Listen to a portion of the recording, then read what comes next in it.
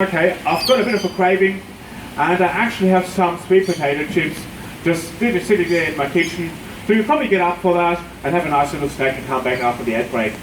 However, if you imagine the same scenario, so you're sitting at home watching your favorite TV show and instead of having a bag of potato chips, you would have a single chip, you probably wouldn't get up for that because it wouldn't be worth your energy. And it's the same with our crocodiles here. So for him to catch that fish, he would have to expend a lot of energy and he wouldn't get much in return. That's simply why he doesn't bother.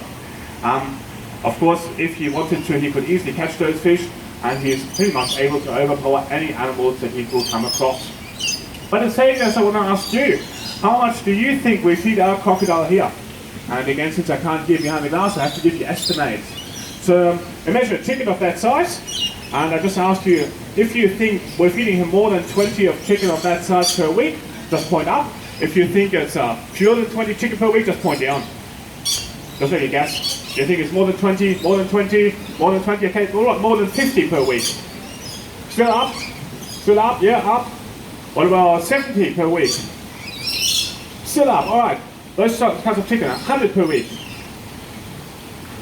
Yeah, we're getting into limits, yes. Okay, so you're estimating between 70 and 100. The actual solution is actually one single chicken per week on average. The reason for that is simply, it's not in our budget. No, I'm just kidding, of course. So the reason for that is he's what we call an ectotherm. And he just doesn't have the energy requirement that we have.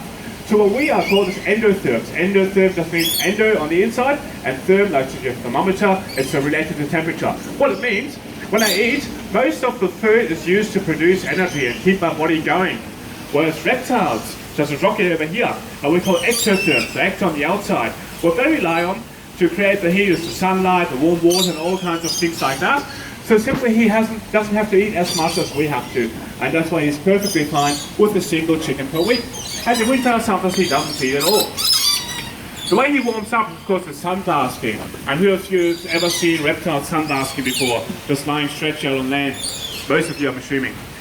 He's got a very nice feature that will help him to warm up pretty quickly. If you guys will pop turn around and look at the model behind you, you can see he's got those tiny osteoderms or scutes on the back, those little bumps lining the entire crocodile. Can you see those? Yep, what they will do is pretty much, if you imagine my hand will be the crocodile's back, and these are the little scutes, they're sticking up like that, they're increasing the surface area. So if there's sunlight coming, and it's just my back, it's all good enough, I'm getting a lot of sunlight, but if I have those little scutes or osteoderms, I get much more sunlight, and they warm up faster. So it's a very good adaptive mechanism for those crocodiles. Alright guys, so that's pretty much all I wanted to tell you about these guys for today. At 11:15 we have the lorikeet feeding, just up there, they're already waiting impatiently. At 11:30 after the koalas we have story time for the kids. It's always fascinating when they bring out the sugar gliders and those things. And for everyone I would highly recommend at 12 o'clock to join our kangaroos for the Outback Adventure Show, where they usually bring out their echidnas and quokkas as well for you to enjoy.